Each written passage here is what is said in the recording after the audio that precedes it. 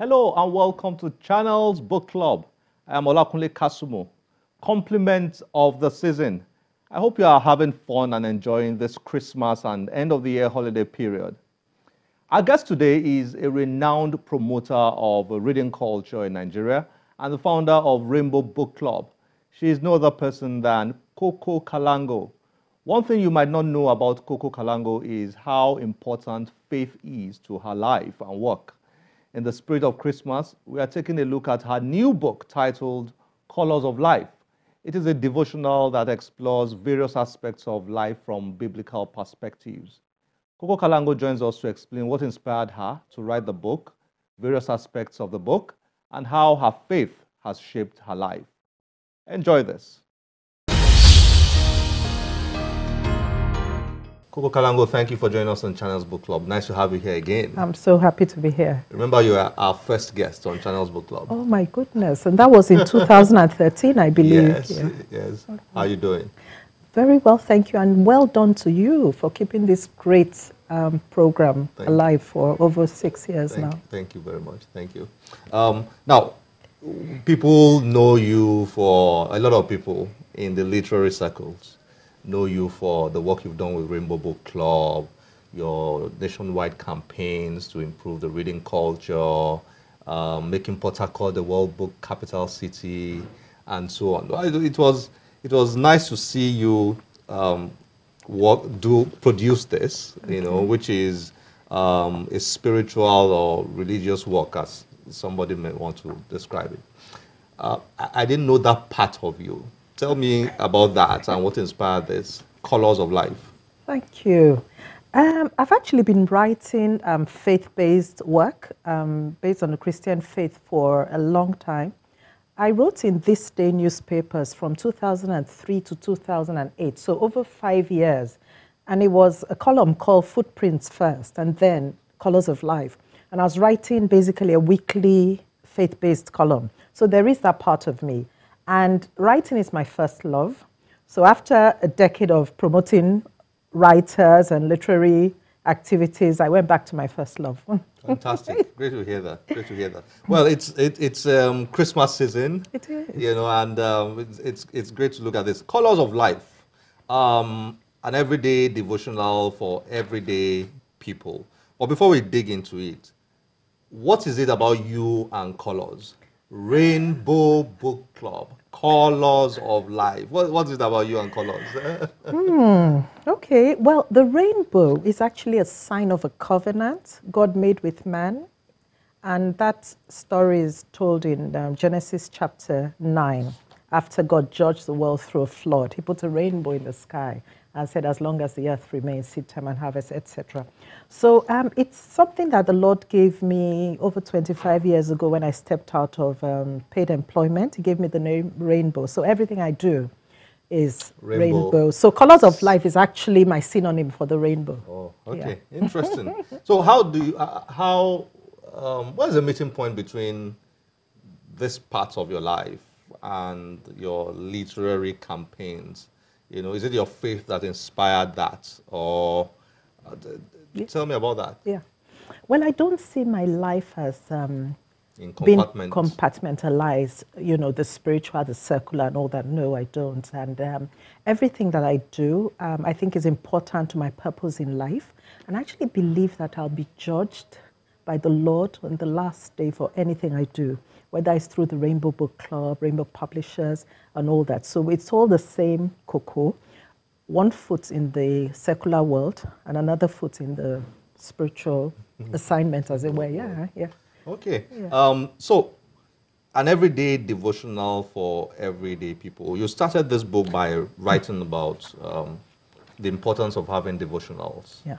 You know, so tell me about that. Why do I need to have devotionals every day? Why do I need a devotional book? Okay, I'll share from my personal experience. For me, before I set out into the day, I take time out to pray and spend time with the Lord and to hear from Him.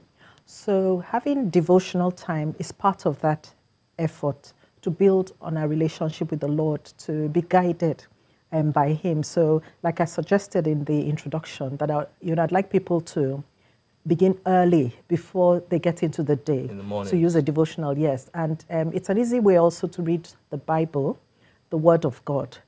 And this one is really nice because it gives you like 1 or 2 verses, and then it puts the verse in context and brings out things we can learn from the verse, and then at the end we have a prayer and all that. So it's worked for me. It's been a fantastic lifestyle for me, and I'm happy to recommend it to others.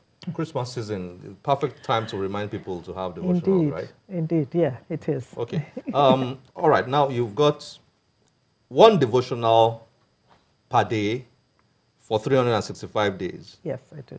Okay. Wow. That must have taken a lot. Writing this must have taken a lot. Were you writing every day?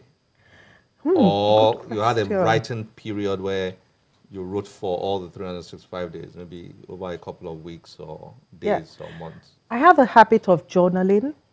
So when I get up in my quiet time, the time I spend reading the Bible and praying, when the Lord teaches me things or speaks to me or a thought comes to me, I write it down.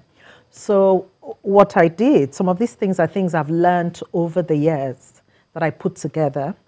And I've also been going through the Bible from January to December for, I don't know, maybe the last 7 years. And I've been noting, and that's the way in which this devotional is published from Genesis through to Revelation. So your faith, was that, you are Nigerian Jamaican, right? Yes, my mom is Jamaican. Jamaican Nigerian. Well, my mom is Jamaican and my father is Nigerian. Nigerian, Jamaican, Jamaican, Nigerian. Yeah. Same. Okay. So, who inspired? Were you brought up in faith, and did your parents inspire you to be faith conscious? Yeah, and we grew up every day. First thing in the morning, my father would wake all of us up at about 6, and we'll kneel down round his bed and pray. That's how we began our day. So we're kind of addicted to that. It's a little too late to change it. All of us, myself and my siblings, before we go out, it's routine that we just spend time with the Lord. Yeah. Okay, so I mean, lots of interesting topics here, but a few caught my attention. Okay. Amongst them, I will just take. March 26th, preparing the next generation. I got caught up in this because you were talking about the need to raise children in such ways that they can, get spiritually conscious early enough in life, and that's your own personal story, right? It is, yes, and I'm doing that with my children as well. So because I see that we spend a lot of time and put a lot of effort into which school my children go to, what career will they pursue, and yet that spiritual foundation is so important.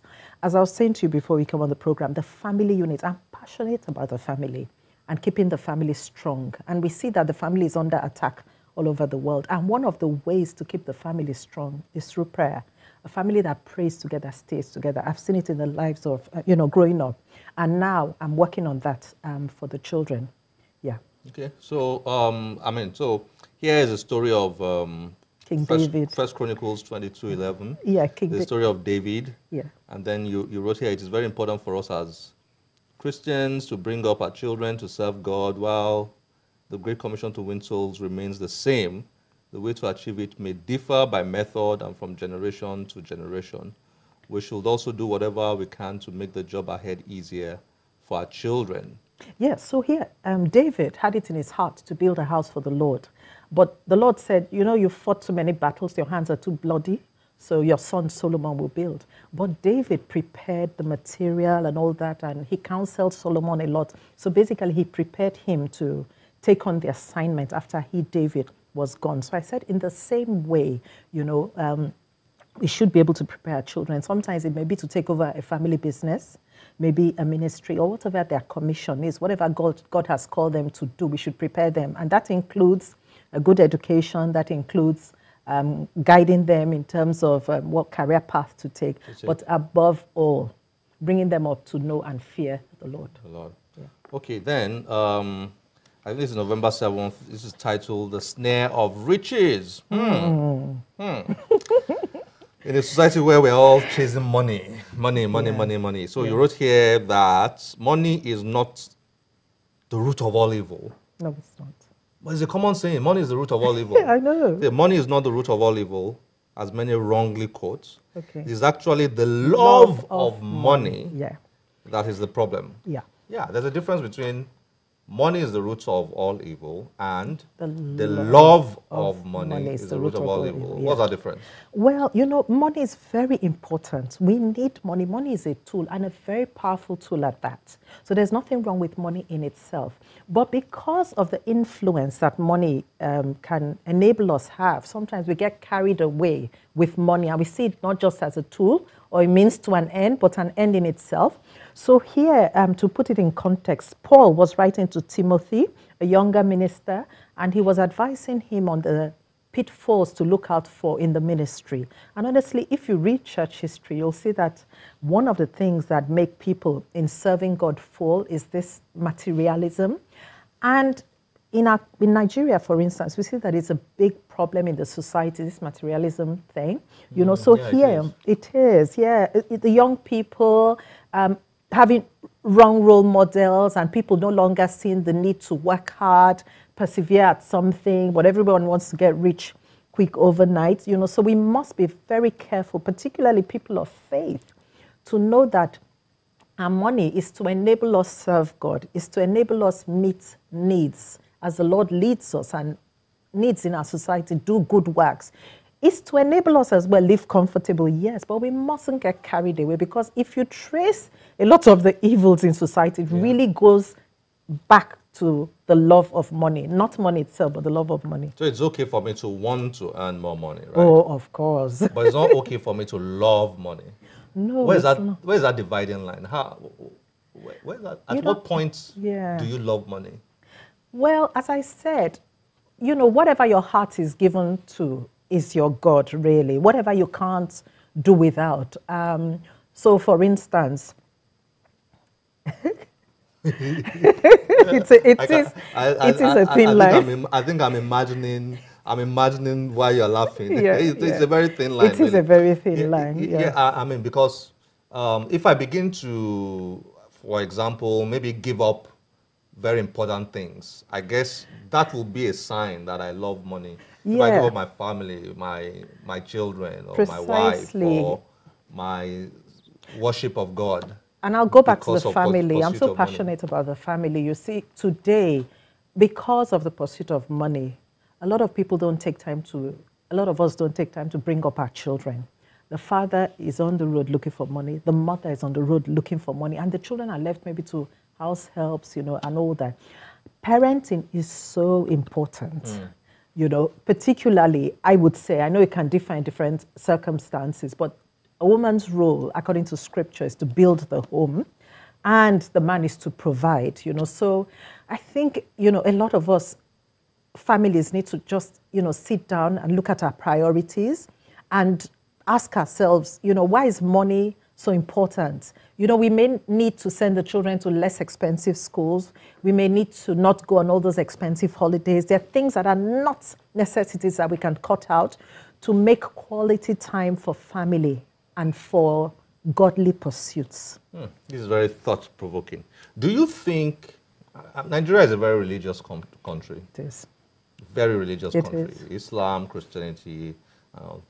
Do you have a problem with the gap between a level of religiosity and the pace of development of the country?